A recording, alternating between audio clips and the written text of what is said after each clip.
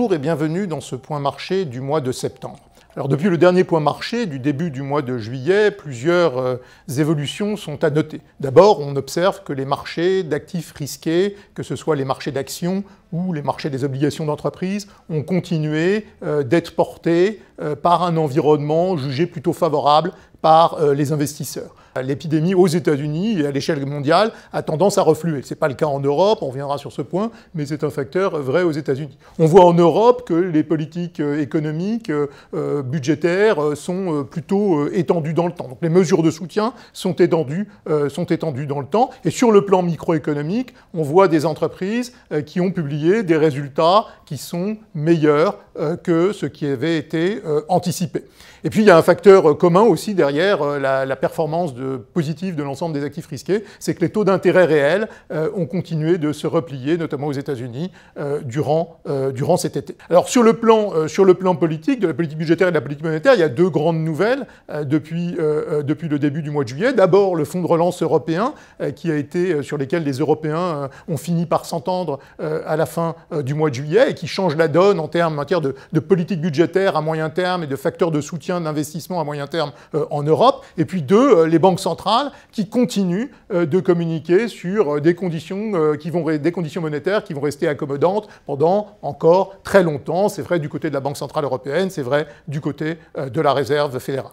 Alors, les facteurs qui ont réellement changé sont moins sur le plan conjoncturel que sur le plan politique, puisqu'on voit une détérioration de l'environnement politique ou géopolitique à l'échelle mondiale, notamment dans certains grands pays émergents. Alors, on citera par exemple la Turquie, dont la position est très dégradée sur le plan macro-financier, mais où on a vu les tensions s'envenimer avec la Grèce durant l'été sur fond d'exploitation des gisements de gaz en mer Méditerranée. Vous avez la situation politique en Biélorussie qui s'est très nettement dégradée. Vous avez l'évolution au Liban, pour ne citer que ces pays. Et puis vous avez au sein de l'Union européenne le débat sur la sortie du Royaume-Uni de l'Union européenne, le fameux Brexit. Eh bien, les négociations s'enlisent entre le gouvernement britannique et les pays de l'Union européenne. Et ça, ce sont clairement des facteurs de risque qu'il faut conserver à l'esprit parce qu'à tout moment, évidemment, ils peuvent provoquer un repli des actifs risqués. Alors sur les marchés, dans ces conditions, on observe plusieurs évolutions. Du côté du marché actions américain, il a continué d'être porté, mais il faut faire très attention, il est essentiellement porté par les grandes valeurs technologiques. Et d'ailleurs, on observe dans le reste du monde des évolutions aussi beaucoup moins prononcées du côté des actions. On a observé sur le marché d'échange un facteur très important, l'euro s'est très nettement apprécié vis-à-vis du dollar. En fait, c'est une baisse du dollar assez généralisée qu'on a observée. Donc l'euro s'est apprécié d'à peu près 6%. Il tangente aujourd'hui les 1,20 $.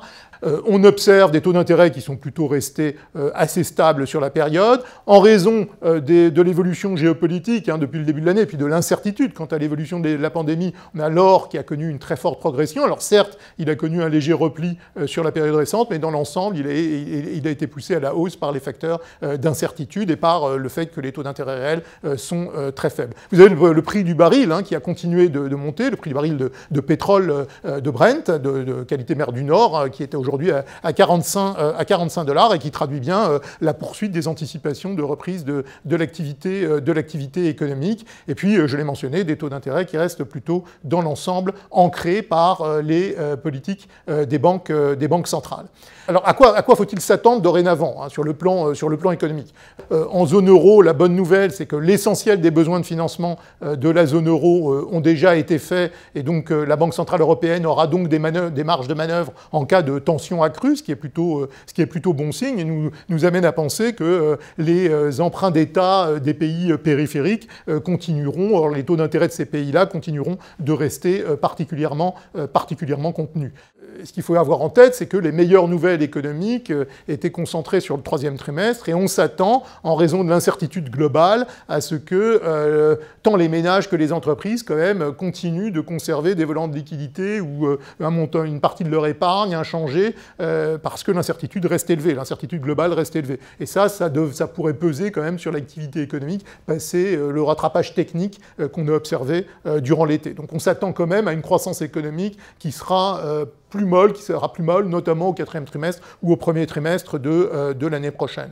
Ça, c'est sur le plan économique. Sur le plan politique, vous avez un sujet, un dossier qui va évidemment retenir beaucoup l'attention des investisseurs dans les semaines qui viennent, c'est l'approche des élections américaines. Pour l'heure, les sondages nous montrent que les démocrates et les républicains sont au coude à coude, que ce soit au Sénat ou entre Biden et Trump, on a des sondages qui ne permettent pas de conclure. Et tôt ou tard, dans les semaines qui viennent, les investisseurs vont vouloir se protéger contre la montée des risques. En définitive, si on essaye de synthétiser les évolutions récentes, des perspectives économiques qui restent engageantes, mais fondamentalement où on s'attend à une déception sur le front conjoncturel d'ici la fin de l'année, des marchés qui ont continué de profiter, mais d'ignorer en grande partie la montée des risques de nature géopolitique, et ceci nous conduit quand même à recommander une allocation d'actifs extrêmement prudente. On ne s'attend pas à ce que les marchés d'actifs risqués continuent de progresser comme ils l'ont fait depuis le début de l'année ou durant l'été.